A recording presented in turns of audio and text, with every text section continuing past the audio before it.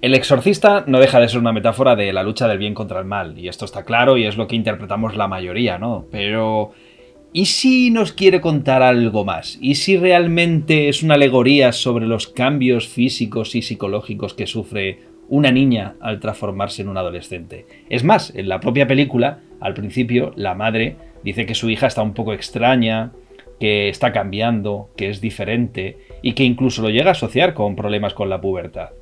Pero es que, si lo pensamos, hay muchas cosas que suceden en la película que pueden tener relación con esto.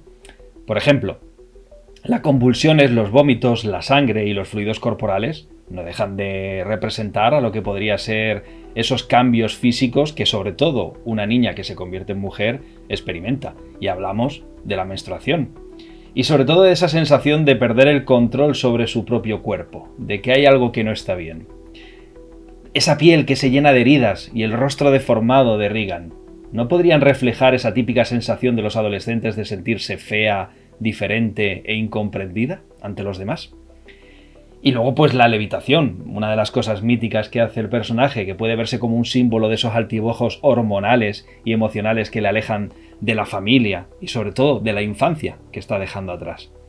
Y luego la madre, Chris MacNeil, que representa esa figura adulta que no entiende esa metamorfosis que está sufriendo su hija, que ella pertenece a una generación diferente a la de ella y esa hija se empieza a convertir en algo diferente, incomprendido, que lucha, incluso blasfema contra su propia madre. Esa niña dulce ha desaparecido y ha surgido una nueva persona, salvaje, impredecible, una nueva Regan.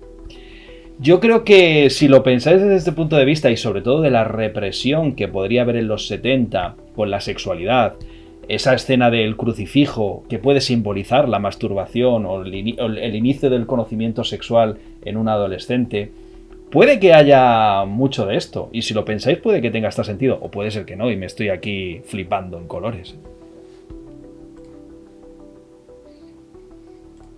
¿Y Diego?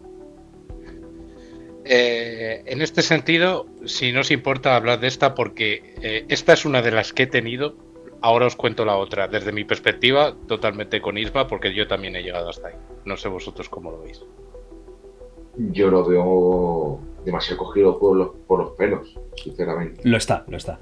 Porque, porque hay muchas escenas y la historia de Padre Carras no sé cómo cuadra ahí con la madre, porque además está muy bien contada, con esas flashbacks que ve el Padre Carras, que no hemos entrado ahí, y que está muy bien contado eso de la sociedad y de que él renunció a cuidar a su madre por la religión.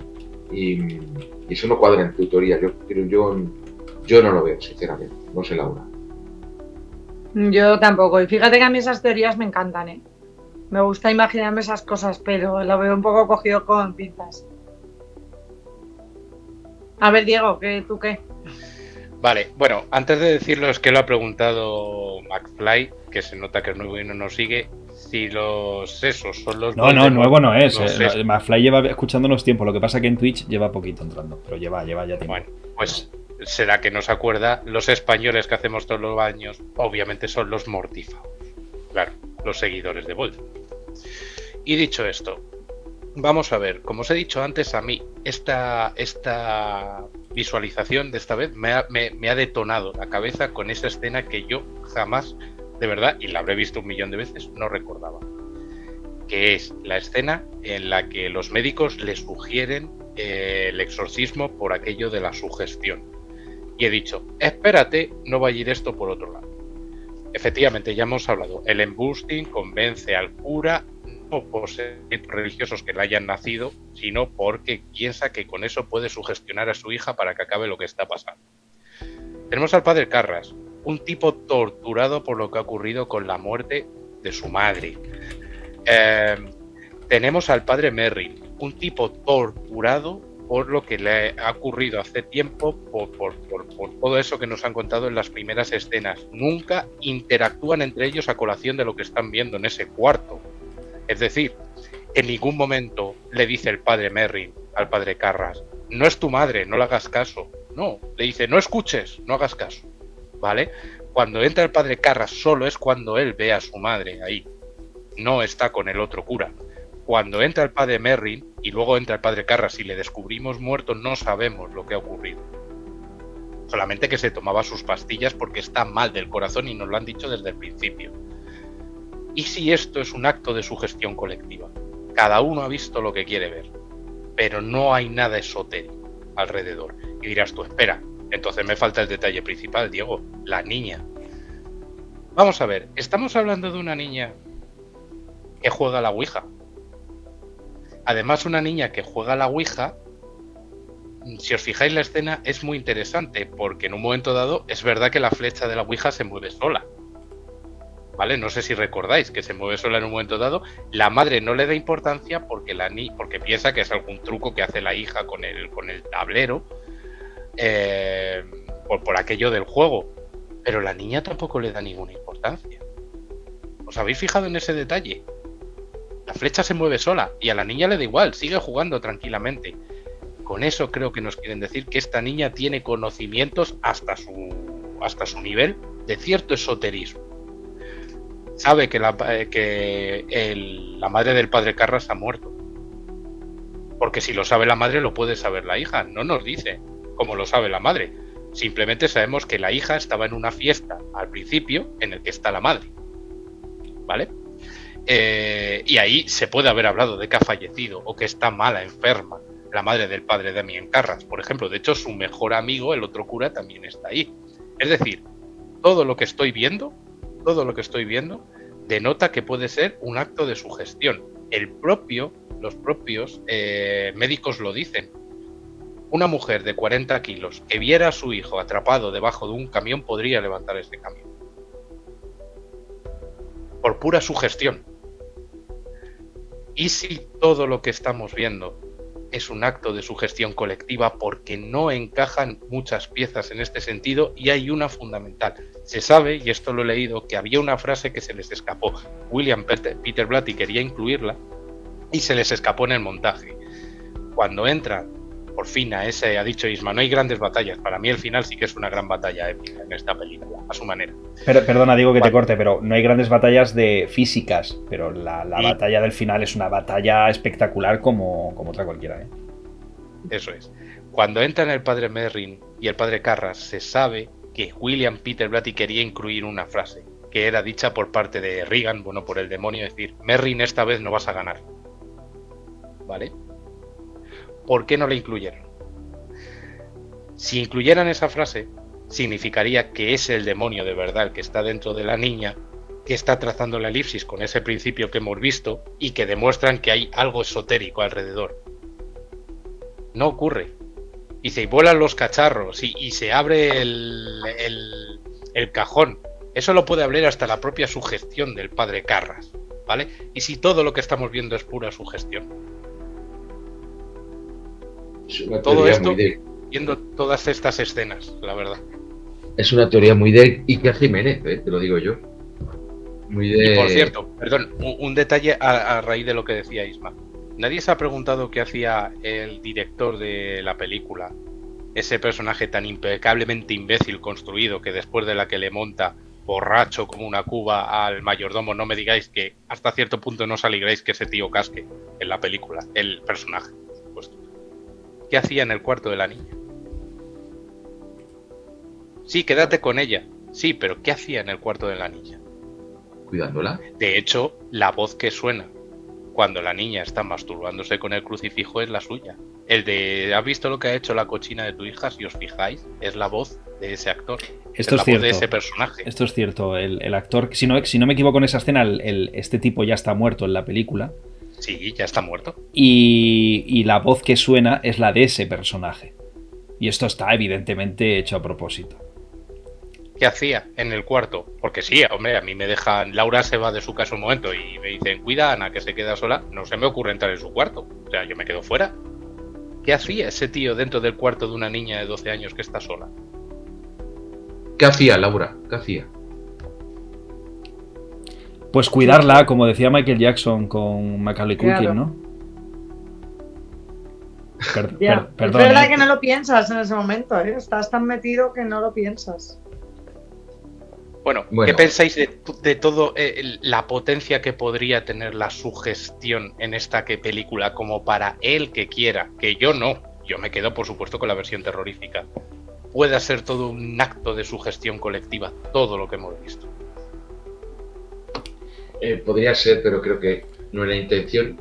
Es verdad que yo no he leído el libro, que me gustaría leerlo, pero creo que el libro destaca claramente que es una... Además, si es que está basado en un exorcismo, quiere decirte que es que a partir de ahí esas Sí, teorías... pero también es interesante pensar que, claro, cuando tú estas películas las basas en un exorcismo, desde la realidad sabes, o la mayoría sabemos, que los exorcismos normalmente han estado atados a situaciones de casos de locura, de casos de depresión, de casos de incluso enfermedades como puede ser no me sale la palabra, esquizofrenia, en fin.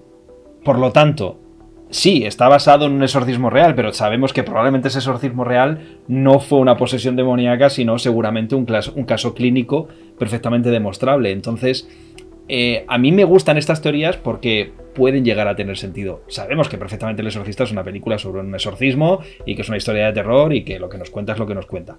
Pero, oye... Perdona, Isma, perdón un detalle, pero aunque esto fuera así, aunque digáis, vale, te compro la teoría, es estupenda, sí, adelante. No, que no lo es, ni mucho menos, seguiría siendo una película de terror.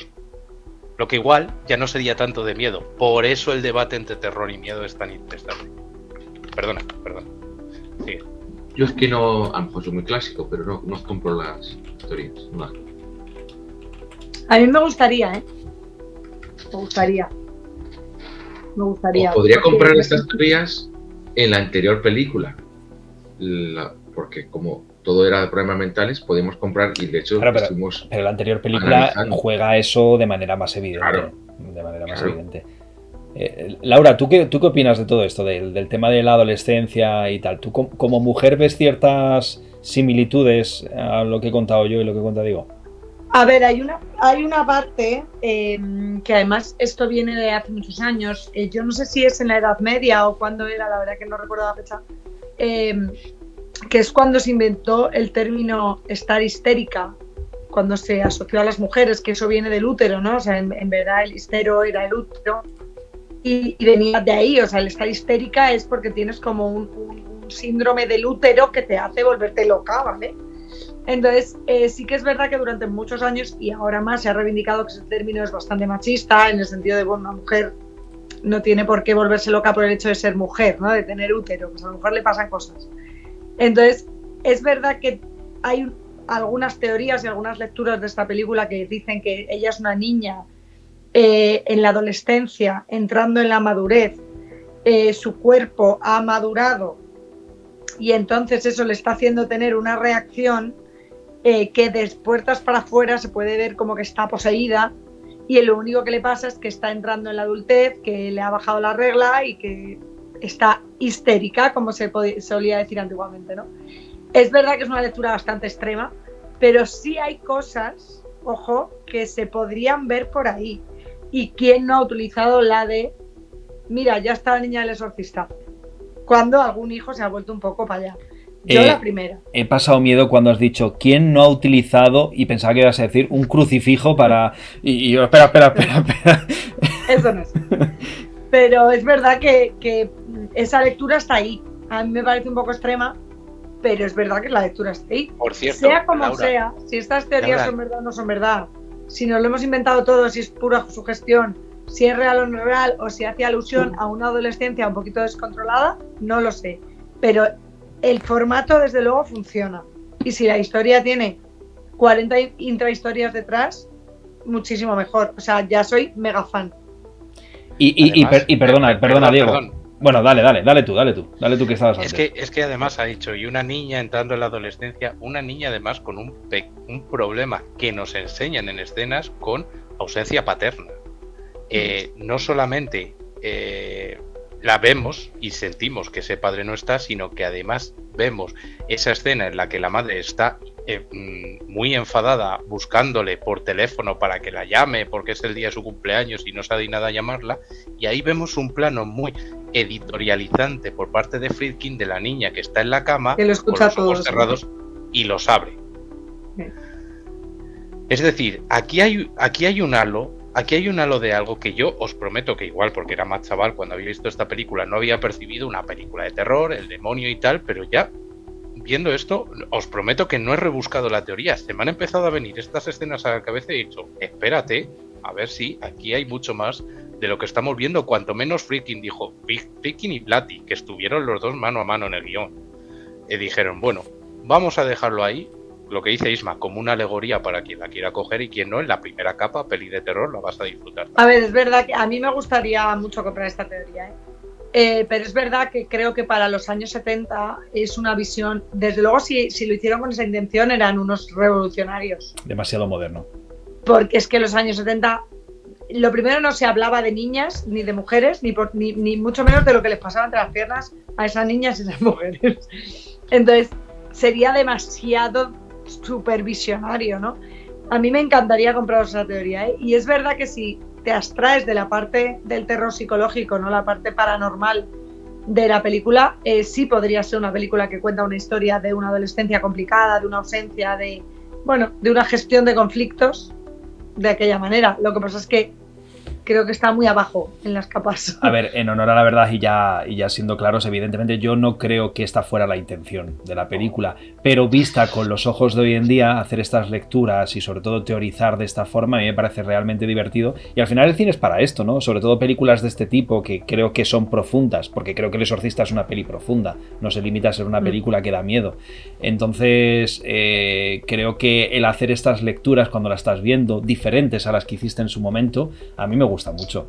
Y hay películas que juegan a eso, como Perfect Blue la semana pasada, y películas que no juegan tanto a eso, pero que igualmente se le puede sacar a este jugo. Yo, por ejemplo, cuando estaba pensando en estas cosas, decía, joder, el cura, los rituales, el exorcismo, puede simbolizar también un poco los mecanismos que tiene la sociedad para castigar y controlar la sexualidad femenina. Pero claro, como dice Laura, eso en el 73 era bastante complicado que se Isma, esa virgen mancillada, poniéndola un pene, pintándole unos pechos en una iglesia. Sí. Bueno. Una virgen mancillada. Bienvenido al Versus y a su raid, por cierto, perdón, que ya acaba de llegar al Versus con sus 7 Raiders. Bienvenido. Tenemos que dejar aquí la teoría del misterio, que ha habido un momento aquí que estábamos entre Iker Jiménez y Carmen Porter desarrollando nuevas teorías sobre pero era Iker Jiménez a la inversa, Javi, porque nosotros estábamos desarrollando teorías para quitarle lo esotérico al asunto. No, teorías del siglo XXI, las que él utiliza ahora, que intentando meter mierda. Sí. Que no quiero decir que vosotros metáis mierda, entendedme, pero sí que cogiendo las cosas con los tres pelos de la burra, bajo mi punto de vista.